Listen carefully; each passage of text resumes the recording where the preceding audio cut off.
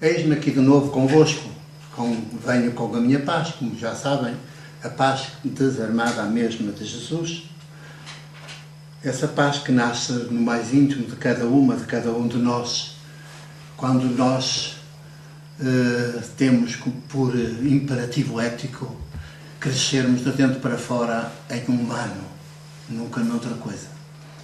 E só em seres humanos assim, mulheres e homens assim, com este imperativo ético de crescerem de dentro para fora em humano, é que a paz desarmada acontece, é possível. Nunca acontece nos seres humanos que aceitam transformar-se em poder. Esses são os que depois podem desencadear a guerra e tentam justificá-la sempre, quando ela é sempre um crime. Então, com a minha paz, entramos já propriamente em alguns dos destaques da quinzena. Eu quero dizer-vos que fiquei ontem muito emocionado ao ver, não nos telejornais, mas na rede social Facebook, que uma enfermeira do Congo, portanto, congolesa, Angelique Namaika, negra ou preta do Congo, uma enfermeira que se desloca de bicicleta, foi distinguida pela ONU com o Prémio ONU para Refugiados, uma vez que ela dedica a sua vida a andar, a deslocar-se numa bicicleta, porque a pobreza é muita, de bicicleta, para sair ao encontro de mulheres e outras mulheres vítimas de estupro. Aquela violação à força, como aconteceu no Brasil, de uma jovem com 33 monstros que vestem de humano, que se apresentam em forma humana, mas que são piores que monstros, que praticaram o estupro, 33, na mesma jovem, ainda menor, no Brasil. E isso chocou, abalou o Brasil, mas continua como se não tivesse chocado nada. E também acontece no Congo, que é vítima de guerras tribais. Ora, eu alegra-me e emociona-me que a ONU, felizmente, tenha descoberto esta Angelique Namaika e tenha atribuído o Prémio ONU para Refugiados por este seu relevante serviço. E não estranho nada que isso não seja objeto de grandes títulos, parangonas e aberturas de telejornais, porque é negra, é de África e é negra.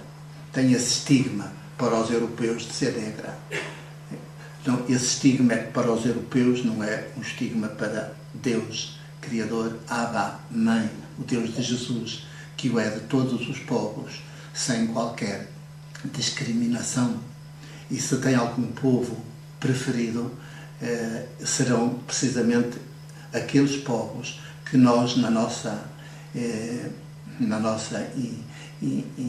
indecência, na nossa demência, temos como povos inferiores. Então, esses serão os preferidos de Deus, Abba, Mãe, o de Jesus.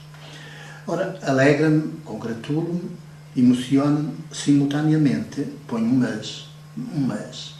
O mas é que não basta a ONU distinguir esta enfermeira que se desloca de bicicleta, que anda a valer, a cuidar de mulheres congolesas vítimas de estupro. É preciso atacar as causas do mal.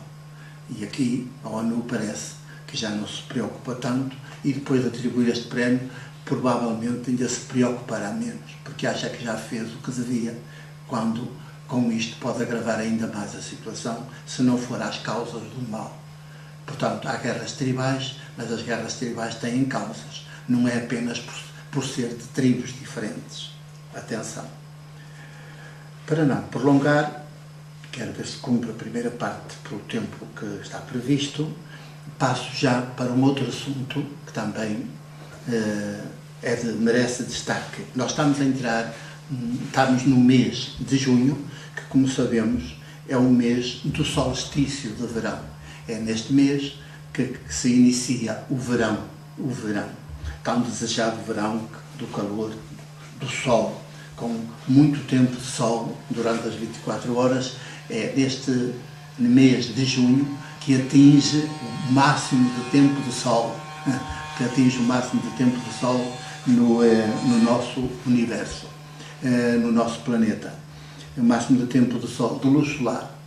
E então, neste mês que é do solstício de verão, e sempre deveria ser o solstício de verão que nos deveria congregar e mobilizar, neste mês há duas coisas que vão atentar contra isso. Uma já é habitual nestes últimos séculos, como chamados santos populares. É no mês de junho, do solstício de verão, que em vez das igrejas cristãs, sobretudo a Igreja Católica, convidarem os seus membros para celebrarem o sol, festejarem o sol, a luz solar, a energia solar que corre nas nossas veias e que é fonte de vida também. Não é a fonte de vida, mas é uma das fontes de vida, uma das principais fontes de vida, porque fonte de vida é o próprio Deus, Abba, Mãe. Agora, o sol é fonte de vida. Em vez de convocar as pessoas, os membros das igrejas, para se associarem às festas populares do sol, convidarem as populações a celebrarem o sol e a luz solar, o bem que recebemos do sol, pois convidam-nos para substituir o solstício de verão pelas festas dos santos populares, Santo António, São João e São Pedro. E então nós falamos não do sol, mas de Santo António, de Lisboa, que até vai dar feriado em Lisboa e lá noutros concelhos, onde se celebra, concelhos, feriados municipais, as festas com as marchas populares ao Santo António, não ao sol, também depois o São João, que também é famoso, São João do Porto e de Braga, pois São João não é o sol, precisamente em cima do solstício de verão é o São João, e é primeiro, precisamente em cima, e não se convida para o sol. E depois ainda o São Pedro, ainda por cima, vem o São João e vem depois o São Pedro. E o São Pedro, como sabemos, é aquele que traiu maximamente Jesus, que negou Jesus maximamente, e é o chefe do grupo dos 12 que traíram todos à uma, sem exceção, Jesus. Ora bem, ainda andamos a festejá-lo em vez de festejarmos o sol. Daí que, com isto, nós temos que saber resistir, não podemos impedir a isso.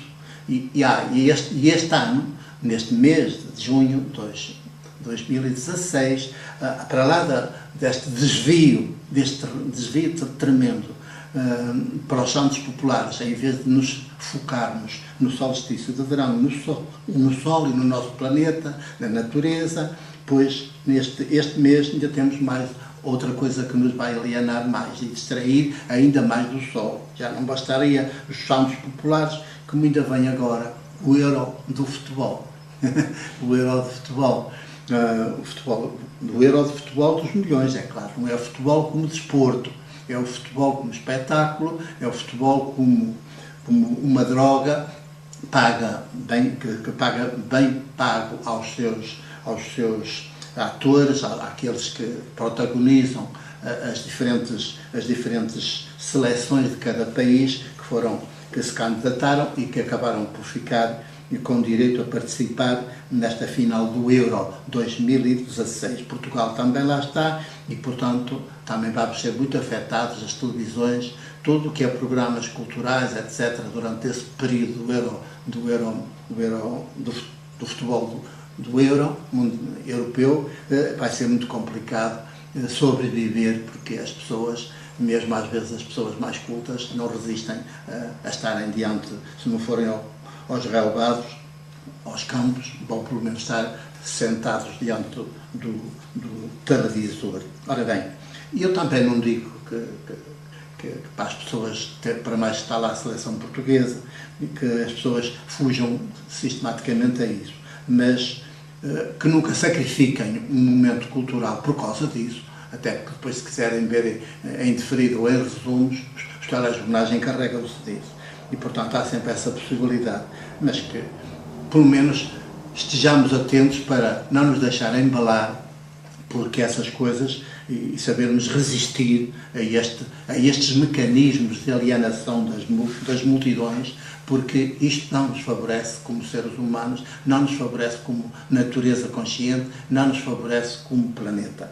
Pronto, daí que fica este meu alerta, este meu pedido, porque com santos populares, em vez de solstício de verão, culto do sol, festa do sol, a natureza, cuidarmos, refletirmos sobre a natureza, transformarmos as nossas práticas em cuidados pela natureza, em vez de futebol dos milhões europeu ou mundial, agora vai ser europeu, nós precisamos de um sistema que está a patrocinar tudo isto, nós precisamos de nos encontrar uns com os outros, umas com as outras, e nos encontrarmos com a natureza. Se puderem fugir para a montanha, mesmo na hora dos futebols, será uma boa alternativa.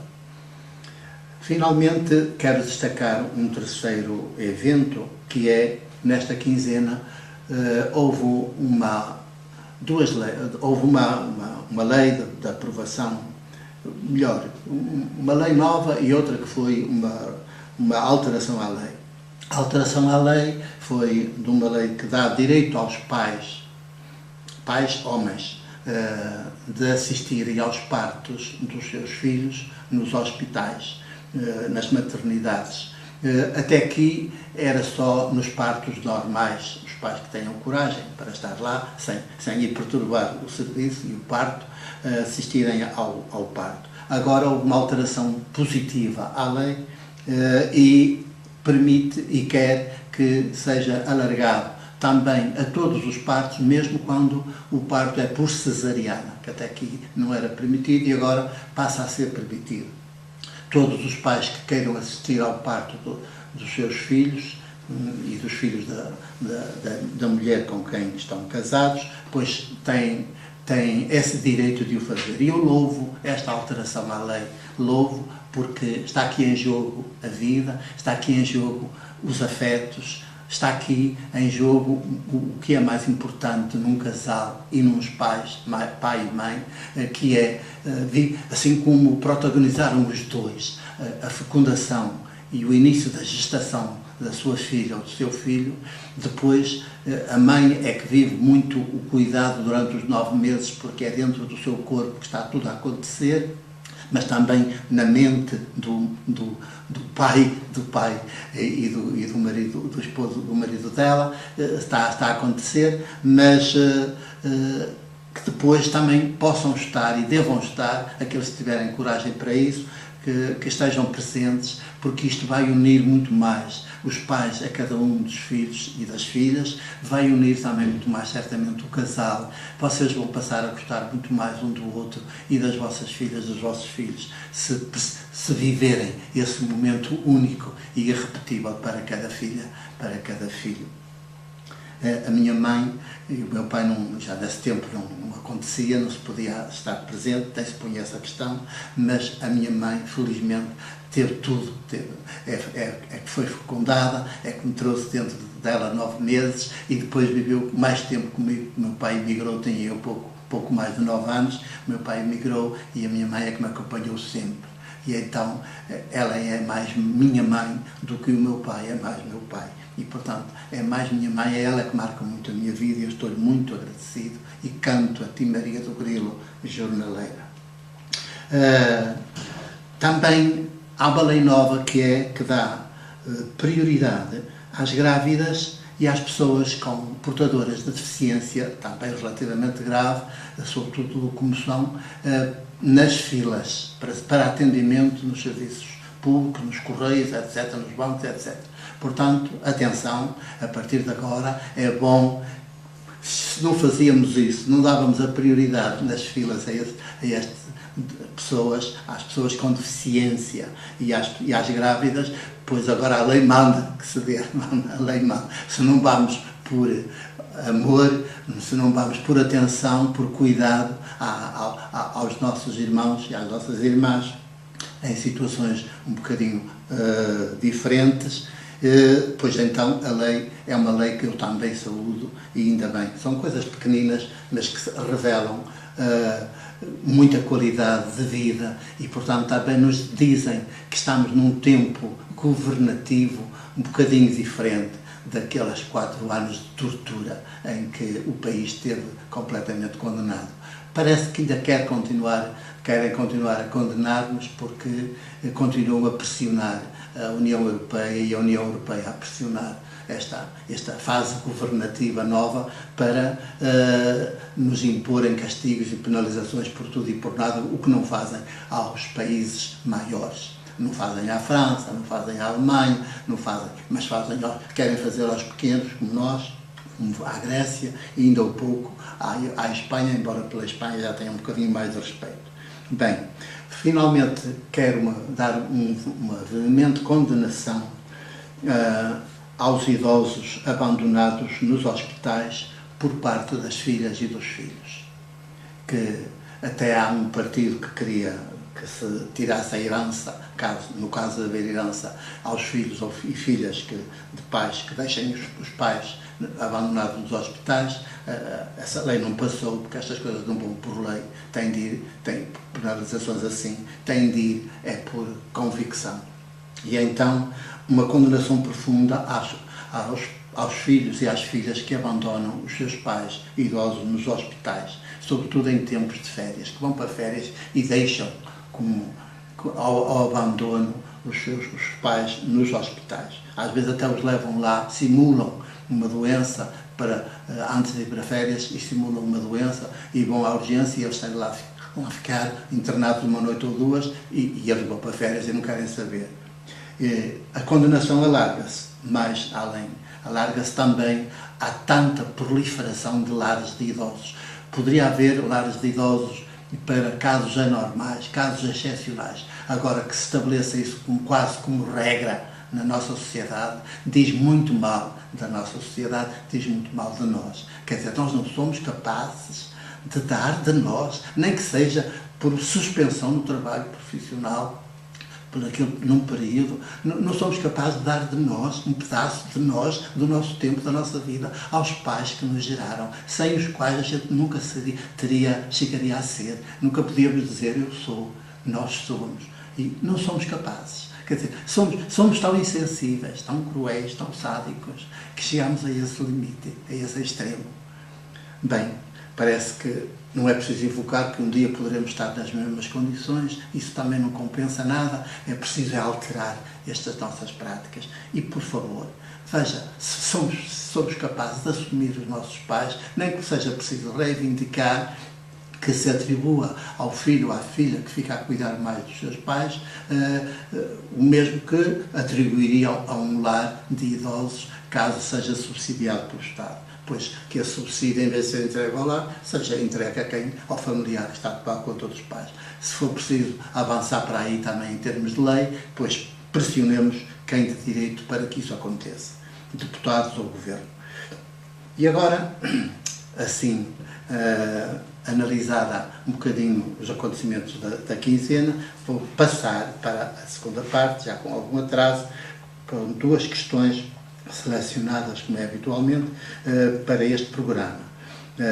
A primeira pergunta vem de Ruben Mendes do Porto, e faz uma explanação primeiro e depois é que faz uma pergunta no fim. E então a sua explanação e a questão é relacionada com a existência de escuteiros com U e escuteiros com O. Escuteiros e escoteiros. E então, ele depois explica que em Portugal existem 2 associações de escuteiros, com U é o Corpo Nacional de Escutas, CNE, Corpo Nacional de Escutas, com U no meio. E existe também uma outra associação dos escoteiros de Portugal, com um O, a AEP. Ora bem, e que nem, portanto, a Associação Nacional de Escutas é para católicos e católicas, e mais ou menos católicos de um lado e católicas do outro, mais ou menos. Agora já se vão misturando um bocado. Mas durante muito tempo era só eles de um lado e elas do outro. Depois, o outro também era só para, não exigia que os pais fossem de alguma religião, quer dizer, exigia que tivessem alguma religião, mas agora foi introduzida uma alteração recentemente e nesta altura já aceita jovens que façam parte dessa organização, cujos pais possam não se confessarem seguidores de nenhuma religião. E pergunta-me qual é destas duas associações aquela que eu recomendaria aos jovens, crianças e jovens. Eu devo dizer que, em princípio, não recomendaria nenhuma, não tenho que estar a recomendar, mas também porque eu conheço as duas, conheço melhor a do Corpo Nacional de Escutas e é evidente que eu não recomendaria nenhuma nem outra, mas muito menos recomendaria, curiosamente, a do Corpo Nacional de Escutas, porque se isto é reservado a católicos, então é mais uma seita e, portanto, como mais uma seita, pode ser os pais católicos que ficam muito satisfeitos, porque sabem que, pondo lá as suas filhas ou os seus filhos, eles vão receber uma orientação ideológica católica, mas isso não significa que seja o melhor para as suas filhas e para os seus filhos. Nesse âmbito, nesse foro, cabe às filhas e aos filhos decidir, não cabe propriamente aos pais. Os pais podem dar o seu testemunho, podem dar o seu exemplo, e se for convincente, se o facto de serem católicos está a fazer mais humanos, mais abertos aos demais, mais dedicados aos outros, mais generosos, mais altruístas, certamente isso fará com que depois os filhos e as filhas possam gostar, e se isso é devido ao catolicismo, o que eu duvido, porque o catolicismo como seita, certamente que não promove muito, promove a caridadezinha, mas não promove o desenvolvimento integral de dentro para fora dos seres humanos. Isso não promove, isso lhes garanto que não promove. Promove caridadezinha, assistência, etc. Promove devoções, promove muitas coisinhas assim, rezas e essas coisas todas que a gente sabe, mas não promove o desenvolvimento integral dos seres humanos para a liberdade e para a maioridade a partir de dentro para fora. Portanto, muito menos recomendaria, aliás, qualquer delas tem uma organização um bocadinho militar e com carreira dentro, vai subindo de posto, começa nos pequeninos, depois vai subindo sempre por aí fora, até atingir o topo e depois um deles vai ser o chefe ou a chefe.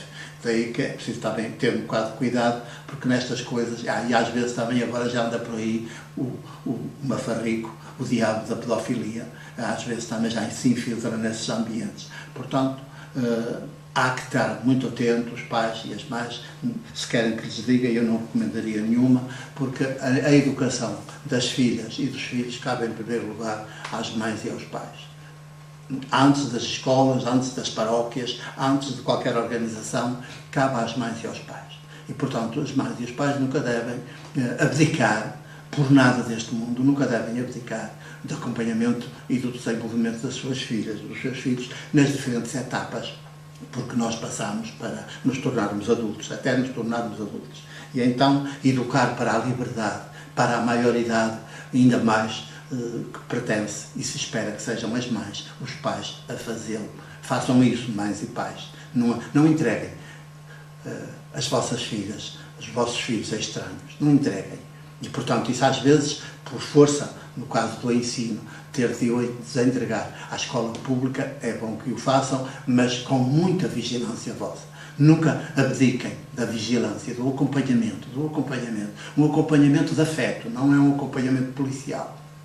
Porque as filhas e os filhos não podem andar por lá como se não tivessem mais nem pais. Pelo contrário, devem ter mães e pais que cuidam, que se preocupam mais que se ocupam do que se preocupam, que se ocupam com as suas filhas, os seus filhos, que os acompanham, querem saber junto dos professores e das professoras como é que estão, como não estão, etc. Que todos os dias querem saber como é que se vem alguma coisinha lá registada no caderno, para eles poderem ver e se estão a cumprir as coisas que a escola está a orientar. E também de que é que se trata nas aulas, os conteúdos, porque às vezes aí é que entra o veneno ideológico e é preciso desconstruir o discurso da escola. Atenção, mães e pais. Finalmente, vamos para a segunda. Ruben Mendes, eu não sei se eu posso ter decepcionado, mas, porque não estou a aconselhar nenhuma, mas penso que também concordará comigo que é melhor assim, se for as mães e os pais a fazerem isso, em vez de os entregarem as escoteiros com U ou com O. A diferença não é assim muito. Até porque hoje, agora já os escoteiros com O já admitam sem nenhuma religião, sabe muito bem que, certamente, isso não sabe ficar a saber, que mesmo o ateísmo tem a religião do ateísmo. Tem a religião do ateísmo. Quer dizer, tem uma concepção de um Deus que rejeita. Mas se tem a concepção de um Deus que rejeita esse Deus, e certamente fará muito bem. Mas pode, entretanto, como não vive sem Deus, vai buscar outro Deus. E qual é? O Deus dinheiro, o Deus, o grande capital. E, portanto, normalmente os ateus são os melhores servidores do grande poder financeiro. Tenham cuidado, portanto, também isso, vou admitir, sem religião nenhuma não significa mais qualidade. Pode, porque até o ateísmo acaba por ser religioso, mas é religioso do Deus dinheiro. Ora bem, então, para concluir, vamos à segunda pergunta, que nos vem é de uma Isaura Pires. Isaura Pires, não tenho aqui de onde é que vem, mas é Isaura Pires. Ao Bruno, ao Ruben dou um abraço, à Isaura também posso dar um abraço e um beijo, como é mais comum entre homens e mulheres na saudação. E então, pergunta: Padre Mário, inferno e hiena existem depois da morte de cada um de nós, de cada uma de nós?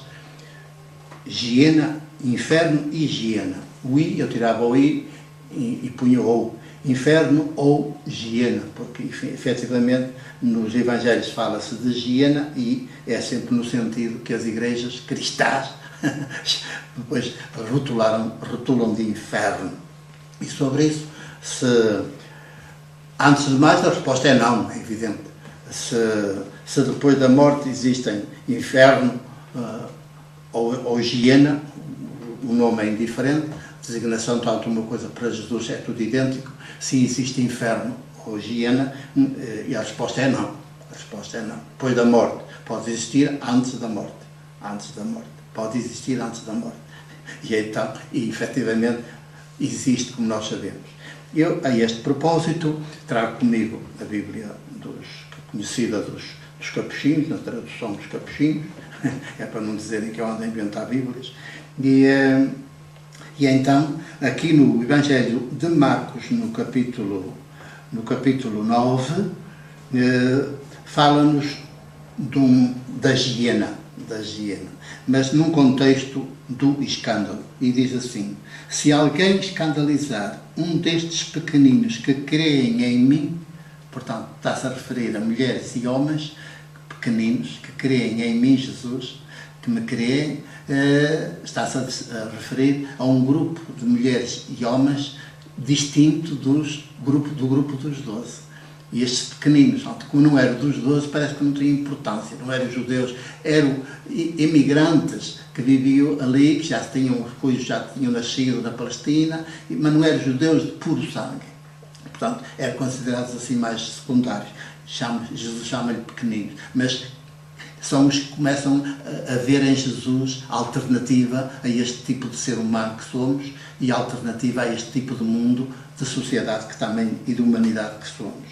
E então, se alguém escandalizar um destes pequeninos que me creem, assim, melhor seria para esse alguém, atarem-lhe ao pescoço uma dessas mós que são giradas pelos jumentos e lançarem-no ao mar.